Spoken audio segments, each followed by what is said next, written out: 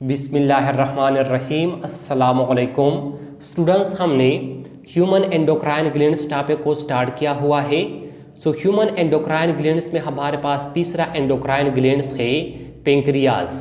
आज के इस लेक्चर में हम पेंक्रियाज को डिस्कस करते हैं कि पेंक्रियाज एक ह्यूमन बॉडी में कौन कौन से हार्मोन्स को सीक्रेट करते हैं और फिर वो हार्मोन जो है ना ये ह्यूमन बॉडी में कौन कौन से फंक्शंस को परफॉर्म करते हैं। सबसे पहले हम इस पेंक्रियाज की लोकेशंस को देख लेते हैं कि ये जो पेंक्रियाज है ये जो है ना ह्यूमन बॉडी में कहाँ पर मौजूद होता है। It is located in abdominal cavity near the stomach. Students, pancreas जो है ना ये ह्यूमन बॉडी में एब्डोमिनल कैविटी में स्टमक के नज़दीक मौजूद होता है। अब आते हैं इसकी लेंथ की तरफ कि इस पेंक्रियाज का लेंथ जो है ना वो कितना होता है। Its length is about 12 to 15 centimetre in adults. Pancreas का जो लेंथ होता है, पेंक्रियाज का जो लंबाई होता है वो एडल्ट में 12 सेंटीमीटर से लेकर 15 सेंटीमीटर तक होता है। अब आते इसकी वेट की तरफ कि इसका वेट जो है ना वो कितना होता है। Its weight is about 60 grams. इसका जो वज़न होता है वो तकरीबन 60 ग्राम्स तक होता है। अब नेक्स्ट हमारे पास डुअल नेचर। डुअल नेचर का मतलब है कि ये जो पेंक्रियाज है ये जो है ना डबल फंक्शंस परफॉर्म करते हैं। किस तरह डबल फंक्शन परफॉर्म करते हैं? ये जो है ना एक्सोक्राइन ग्लैंड्स की तरह भी फंक्शंस परफॉर्म करते हैं और एंडोक्राइन ग्लैंड्स की तरह भी फंक्शन परफॉर्म करते हैं। मतलब ये जो है ना एक्सोक्राइन ग्लैंड्स की तरह भी काम करता है और एंडोक्राइन ग्लैंड्स की तरह भी काम करता है। इस वजह से इस पेंक्रियाज को जो है ना डुअल नेचर ग्लैंड्स कहते हैं। अब ये जो पेंक्रियाज है, the pancreas is a dual nature glands. Pancreas जो है ना ये एक डुअल नेचर ग्लैंड है। किस तरह जो है ना ये एक डुअल नेचर ग्लैंड है? As it serves both as exocrine and endocrine glands, क्योंकि ये जो है ना दोनों एक्सोक्राइन ग्लैंड्स की तरह काम भी करते हैं और एंडोक्राइन ग्लैंड्स की तरह काम भी करते हैं। इस वजह से ये जो पेंक्रियाज है ये जो है ना एक डुअल नेचर ग्लैंड्स है। और स्टूडेंट्स, ये जो पॉइंट है ये जो है ना आपने याद रखना है। आपसे जो है ना एमसीक्यूज में ये पूछा जा सकता है कि ह्यूमन बॉडी में जो है ना वो कौन सा एंडोक्राइन ग्लैंड्स है या वो कौन सा ग्लैंड्स है जो कि डुअल नेचर ग्लैंड्स होता है, मतलब जो कि एक्सोक्राइन ग्लैंड्स की तरह भी काम करता है और एंडोक्राइन ग्लैंड्स की तरह भी काम करता है। आपने याद रखना है कि पेंक्रियाज जो है ना ये डुअल नेचर ग्लैंड है। ये एक्सोक्राइन ग्लैंड की तरह भी काम करता है और एंडोक्राइन ग्लैंड्स की तरह भी काम करता है। अब सुनो जी, जो पेंक्रियाज है जो है ना एक्सोक्राइन ग्लैंड और एंडोक्राइन ग्लैंड्स मतलब दोनों की तरह काम किस तरह करते हैं इसको हम समझते हैं। इसमें हमारे पास पहला है एक्सोक्राइन लाइक, मतलब पेंक्रियाज जो है ना ये एक्सोक्राइन ग्लैंड्स की तरह काम करते हैं। अब पेंक्रियाज जो है ना ये इस एक्सोक्राइन ग्लैंड्स की तरह किस तरह काम करते हैं? The bulk of pancreas is exocrine. Bulk के मानी है कि पेंक्रियाज का ज़्यादातर हिस्सा। The bulk of pancreas is exocrine. Pancreas का जो ज़्यादातर हिस्सा होता है वो जो है ना एक्सोक्राइन होता है। किस तरह एक्सोक्राइन होता है? विच सिंथेसिस पेंक्रियाटिक जूस। ये जो है ना पेंक्रियाटिक जूस को बनाते हैं, पेंक्रियाटिक जूस की सिंथेसिस करते हैं और फिर ये जो पेंक्रियाटिक जूस होते हैं, the pancreatic juice is then deliver to the duodenum by pancreatic duct. ये जो पेंक्रियाटिक जूस होते हैं ये ड्यूडेनम में एक पेंक्रियाटिक डक्ट के जरिए जो है ना ये डिलीवर होते हैं। ड्यूडेनम जो है ना ये स्मॉल इंटेस्टाइन का एक पार्ट है। जब इस पेंक्रियाज के बल्क में जो है ना पेंक्रियाटिक जूस बन जाते हैं, फिर ये जो पेंक्रियाटिक जूस होते हैं जो है ना एक पेंक्रियाटिक डक्ट के जरिए स्मॉल इंटेस्टाइन के एक पार्ट को जिसको ड्यूडेनम कहते हैं एस ड्यूडेनम में डिलीवर हो जाते हैं, एस ड्यूडेनम में मुंतकिल हो जाते हैं। दैट हेल्प एंड डाइजेशंस, और फिर वहाँ पर जो है ना ये डाइजेशन में मदद देते हैं, खुराक की तोड़ फोड़ में जो है ना ये मदद देते हैं। अब स्टूडेंट्स, यहाँ पर जो है ना हमने ये पढ़ लिया कि पेंक्रियाज जो है ना ये पेंक्रियाटिक जूस को बनाते हैं और फिर ये जो पेंक्रियाटिक जूस होते हैं ये जो है ना पेंक्रियाटिक डक्ट के जरिए, मतलब इसी ही पेंक्रियाज के साथ अपना एक डक्ट होता है और इस डक्ट के जरिए जो है ना अपने इस पेंक्रियाटिक जूस को ड्यूडेनम में डिलीवर करते हैं। तो हमारे पास इस पेंक्रियाज का पहला काम एक्सोक्राइन ग्लैंड्स की तरह कि ये जो है ना एक्सोक्राइन ग्लैंड्स की तरह किस तरह काम करते हैं। अब आते हैं एंडोक्राइन लाइक की तरफ, मतलब ये जो पेंक्रियाज है ये जो है ना एंडोक्राइन ग्लैंड्स की तरह भी काम करते हैं। अब ये जो पेंक्रियाज है ये जो है ना एंडोक्राइन ग्लैंड्स की तरह किस तरह काम करते हैं? The islets of pancreas act as endocrine gland. Students, pancreas में जो है ना एक किस्म के स्ट्रक्चर होते हैं जिसको जो है ना आइलेट्स या आइलेट्स ऑफ लैंगरहांस कहते हैं। पेंक्रियाज के ये जो आइलेट्स होते हैं ये जो है ना एंडोक्राइन ग्लैंड्स की तरह काम करते हैं। Which secrete the insulin and glucagon hormones directly into blood. ये जो आइलेट्स ऑफ पेंक्रियाज होते हैं ये जो है ना दो तरह के हार्मोन्स को बनाते हैं, एक को इंसुलिन कहते हैं और दूसरे को ग्लूकागॉन हार्मोन्स कहते हैं।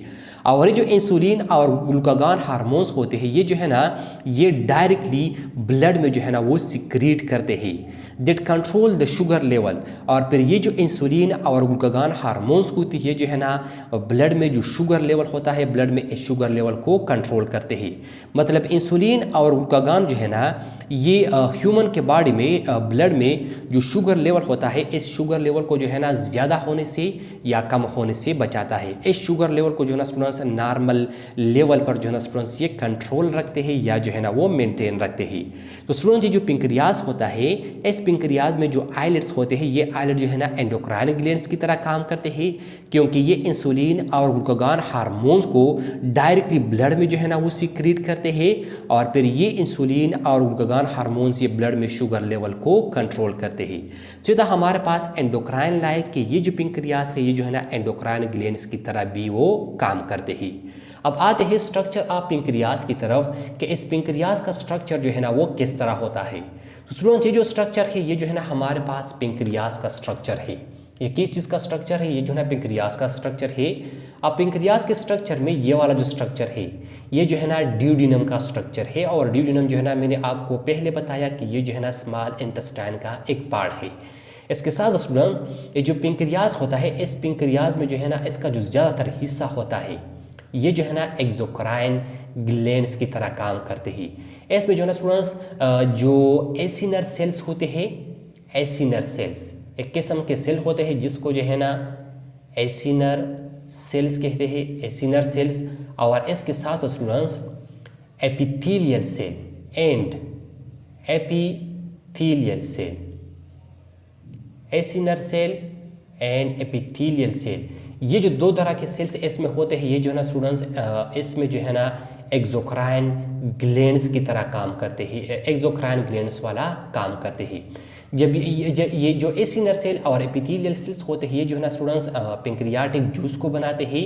फिर वो पेंक्रियाटिक जूस जो है ना स्टूडेंट्स यहाँ पर इसमें एक डक्ट होता है, ये जो डक्ट लाइक स्ट्रक्चर है ये इसमें एक डक्ट होता है और इस डक्ट को क्या कहते हैं, इस डक्ट को जो है ना स्टूडेंट्स पेंक्रियाटिक डक्ट कहते हैं, पेंक्रियाटिक डक्ट। सो जब ये एसिनर सेल्स और एपिथेलियल सेल जो है ना स्टूडेंट्स ये पेंक्रियाटिक जूस को बनाते हैं, ये पेंक्रियाटिक जूस जो है ना स्टूडेंट्स ये आते हैं इस पेंक्रियाटिक डक्ट में और फिर ये पेंक्रियाटिक जूस इस पेंक्रियाटिक डक्ट के जरिए इस ड्यूडेनम में डिलीवर हो जाते हैं, इस ड्यूडेनम में मुंतकिल हो जाते हैं। इसके साथ स्टूडेंट्स इस पेंक्रियाज में जो है ना यहाँ पर एक अनदर टाइप ऑफ स्ट्रक्चर भी मौजूद होती है। ये जो स्ट्रक्चर है जिसको जो है ना मैंने ग्रीन कलर से शो किए हैं इस स्ट्रक्चर को जो है ना आइलेट्स ऑफ लैंगरहांस कहते हैं।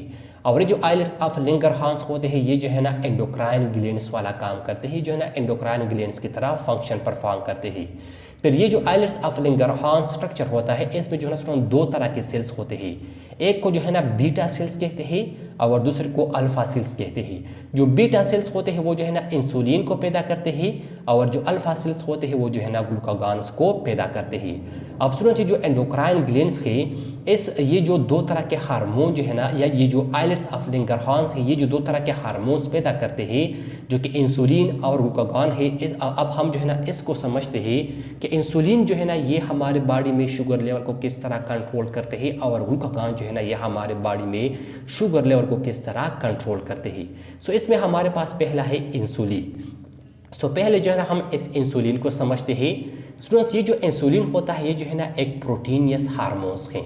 ये क्या है, ये प्रोटीनियस हार्मोन है मतलब ये जो है ना प्रोटीन इन नेचर होता है, जो है ना प्रोटीन से बना होता है।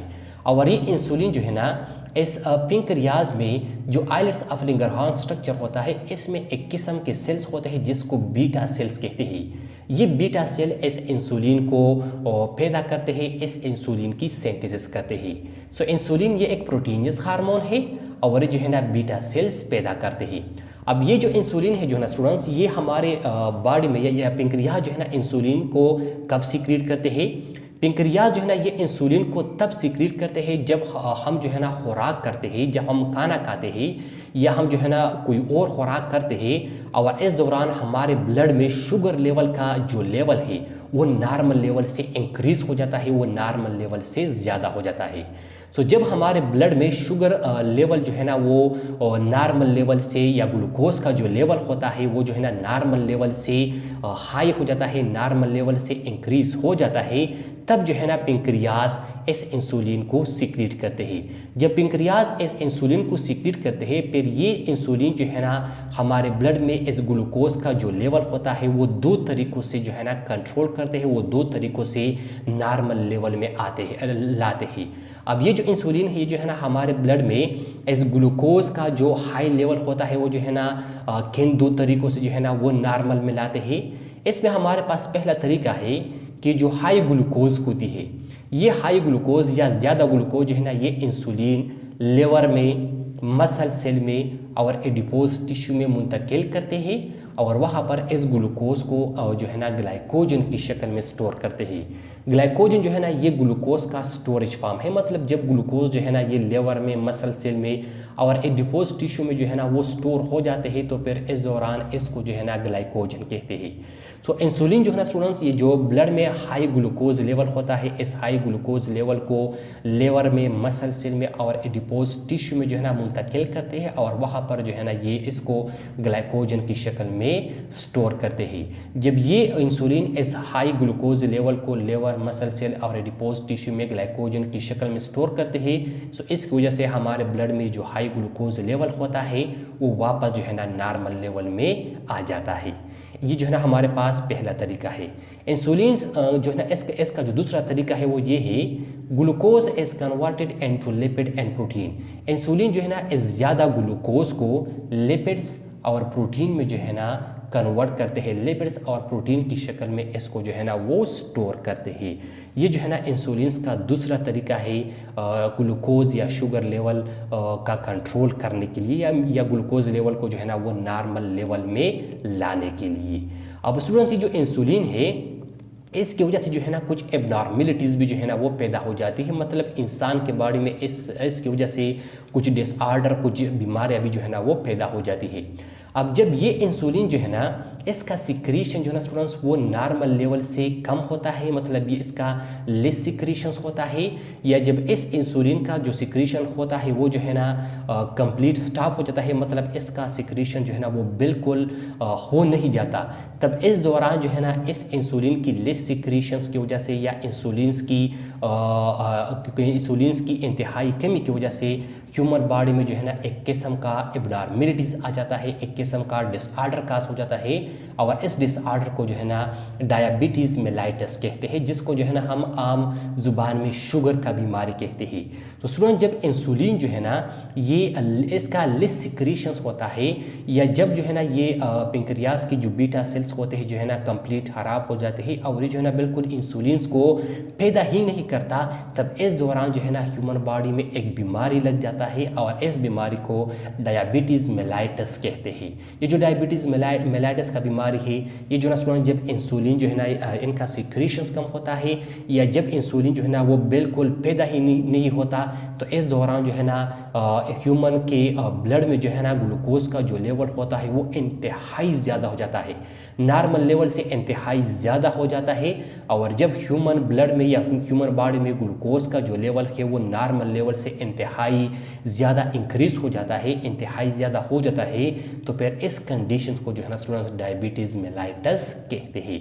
तो हमारे पास इंसुलिन, अब ये जो आइलेट्स ऑफ लैंगरहांस है ये जो है ना दूसरे किस्म के हार्मोन्स को भी सीक्रेट करते हैं, और ये जो हार्मोन्स है इसको जो है ना ग्लूकागॉन हार्मोन्स कहते हैं, और ये भी जो है ना एंडोक्राइन ग्लैंड्स वाले हार्मोन है।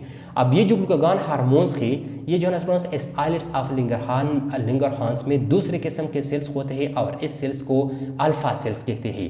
सो इस ग्लूकागॉन को जो है ना ये अल्फा सेल वो सीक्रेट करते हैं, ये अल्फा सेल जो है ना इस ग्लूकागॉन हार्मोन्स को बनाते हैं।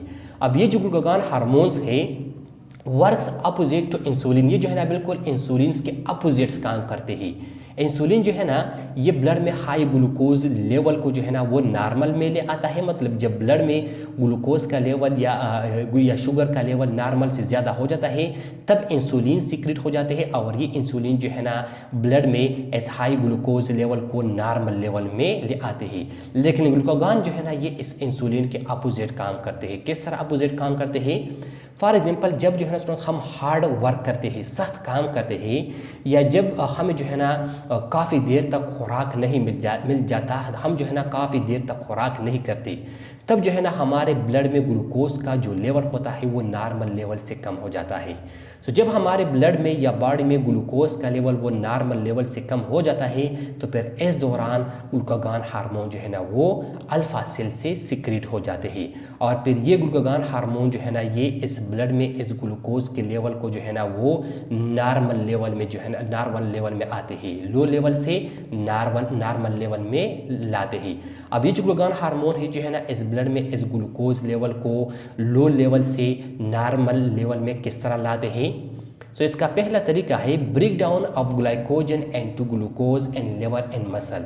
लिवर और मसल में जो ग्लाइकोजन होता है इस ग्लाइकोजन की ब्रेक डाउन करता है और ये जो ग्लाइकोजन होता है इसको जो है ना ग्लूकोज में कन्वर्ट करता है। ये जो है ना इसका पहला तरीका है और इस तरीके से ये जो ग्लूकोज लेवल होता है वो जो है ना लो लेवल से नॉर्मल लेवल में जो है ना वो आ जाता है। इसका दूसरा तरीका है break down of fats and protein to release glucose. ये जो है ना इस फैट्स और प्रोटीन की ब्रेक डाउन करता है और इस जो है ना ग्लूकोज को रिलीज करते हैं और इस तरीके से ब्लड में ये जो लो ग्लूकोज लेवल होता है इसको जो है ना नॉर्मल लेवल में लाता है, नॉर्मल लेवल में आ जाता है। तो स्टूडेंट्स ये था हमारे पास जो है ना इंसुलिन और ग्लूकागॉन हार्मोन के इंसुलिन और ग्लूकागॉन हार्मोन जो है ना ये ब्लड में शुगर लेवल को या ग्लूकोज लेवल को जो है ना वो किस तरह कंट्रोल करते हैं। अब आते हैं फॉर योर इन्फॉर्मेशन की तरफ। स्टूडेंट्स फॉर योर इन्फॉर्मेशन में जो है ना स्टूडेंट्स आपकी बुक्स ने लिखा है and diabetes the access glucose inhibit water reabsorption by the kidney. Students diabetes में जो ज़्यादा ग्लूकोज लेवल होता है ये ज़्यादा ग्लूकोज जो है ना ये किडनी को वाटर रीएब्जॉर्प्शन से इनहिबिट करता है। मतलब किडनी को जो है ना स्टूडेंट्स वो वाटर रीएब्जॉर्प्शन के लिए जो है ना वो अलाउ नहीं करता, किडनी को वाटर रीएब्जॉर्प्शन से इनहिबिट करता है, मना करता है। Producing large amounts of urine और फिर उसके नतीजे में बहुत ज़्यादा मकदार में यूरिन बन जाता है, बहुत ज़्यादा मकदार में पेशाब जो है ना वो बन जाता है। As a result and dehydration और फिर इसके नतीजे में ह्यूमन बॉडी में डिहाइड्रेशन होता है। डिहाइड्रेशन का मतलब है कि ह्यूमन बॉडी में वाटर का जो मकदार होता है या वाटर का जो लेवल होता है वो जो है ना इंतहाई कम हो जाता है।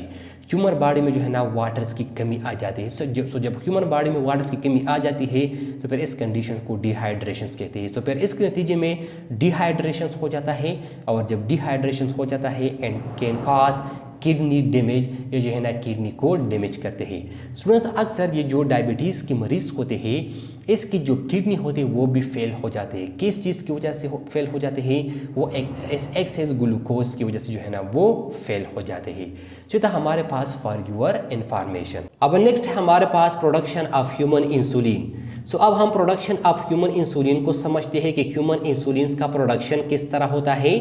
स्टूडेंट्स जो डायबिटीज़ के मरीज़ होते हैं इसके लिए जो है ना हम आर्टिफिशियल इंसुलिन को इस्तेमाल करते हैं जो कि हमें बाज़ार में जो है ना आसानी के साथ मिल जाते हैं। अब स्टूडेंट्स जो आर्टिफिशियल इंसुलिन है इसका प्रोडक्शन जो है ना वो किस तरह होता है इसको जो है ना हम समझते हैं। स्टूडेंट्स ये जो ह्यूमन आर्टिफिशियल इंसुलिन होते हैं इसका जो प्रोडक्शन होता है वो जो है ना जेनेटिक्स इंजीनियरिंग्स वाले करते हैं। अब जेनेटिक्स इंजीनियरिंग्स वाले जो है ना स्टूडेंट्स जेनेटिक्स इंजीनियरिंग्स का जो मेथडोलॉजी है उसको जो है ना इस्तेमाल करते हैं और उसमें जो है ना स्टूडेंट्स ये जेनेटिक इंजीनियरिंग्स वाले सबसे पहले एक शख्स से एक इंसान से जो है ना स्टूडेंट्स सेल्स को उठा लेते हैं। फॉर एग्जाम्पल ये हमारे पास एक ह्यूमन है, ये क्या है, ये हमारे पास जो है ना स्टूडेंट्स एक ह्यूमन है। तो सबसे पहले इस ह्यूमन्स के बॉडी से जो है ना एक सेल्स को उठा लेते हैं, फिर इस सेल्स के अंदर जो डीएनए मॉलिक्यूल होता है ऐसे जो है ना इस डीएनए मॉलिक्यूल को उठा लेता है। फिर इस डीएनए मॉलिक्यूल्स में मुख्तलिफ़ किस्म की जीन्स होते हैं। फॉर एग्ज़ाम्पल इसमें जो है ना ये वाला एक जीन्स है और ये जो जीन्स है ये जो है ना स्टूडेंट्स ये जो है ना इंसुलिन्स को पैदा करता है। ये जो है ना इंसुलिन्स के पैदा करने के लिए जो है ना स्टूडेंट्स वो रिस्पॉन्सिबल है। अब स्टूडेंट्स ये जो इंसुलिन्स है जेनेटिक्स इंजीनियरिंग्स वाले इस सबसे पहले जो ना इस ह्यूमन बॉडी से सेल्स को उठा लेते हैं। फिर सेल्स में जो डीएनए होता है उस डीएनए इस सेल से इस डीएनए को उठा लेता है। फिर इस डीएनए में ये जो इंसुलिन्स पैदा करने वाला जीन्स होता है इस जीन्स को जो है ना यहाँ से कट कर लेता है। और इस जीन्स के लिए जो ना स्टूडेंट्स वो क्या करते हैं, वो उस जीन्स के लिए यहाँ पर जो ना वो एक बैक्टीरिया को सेलेक्ट करता है। ये हमारे पास क्या है, ये हमारे पास एक बैक्टीरिया है। इस बैक्टीरिया के अंदर एक राउंड या एक गोल डीएनए होता है और इस डीएनए को जो है ना प्लाज्मिड कहते हैं। इसको क्या कहते हैं, इसको प्लाज्मिड कहते हैं।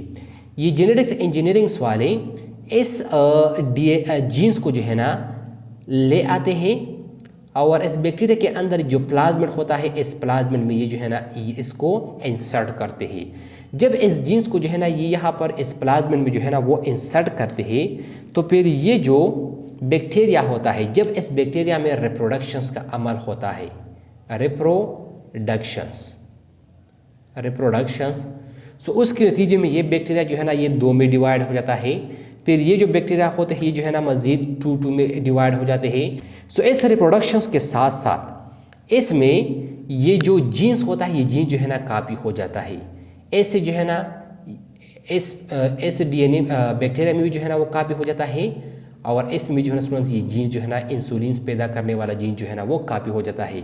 इसके साथ साथ फिर ये जो जीन्स होता है वो इस बैक्टीरिया से जो है ना दूसरे बैक्टीरिया में जो है ना वो मुंतकिल हो जाता है, दूसरे बैक्टीरिया में जो है ना वो कॉपी हो जाता है। इसके साथ साथ बहुत सारे बैक्टीरिया जो है ना वो ऐसे बन जाते हैं जिसमें जो है ना ह्यूमन इंसुलिन्स पैदा करने वाले जीन्स होते हैं।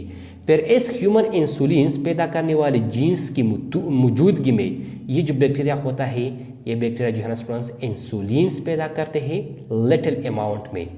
हर एक बैक्टीरिया जो है ना लिटिल अमाउंट में ह्यूमन इंसुलिन्स को पैदा करते हैं और ये जो इंसुलिन्स होते हैं फिर ये इंसुलिन जो है ना इससे जेनेटिक्स इंजीनियरिंग्स वाले या जो फार्मासिस्ट होते हैं वो जो है ना इससे कलेक्ट करते हैं और फिर इस इंसुलिन्स को जो है ना वो बाहर मार्केट में लाते हैं और फिर हम उसी ही इंसुलिन्स को जो है ना स्टूडेंट्स डायबिटीज़ के मरीज़ के इलाज के लिए जो है ना स्टूडेंट्स वो इस्तेमाल करते हैं।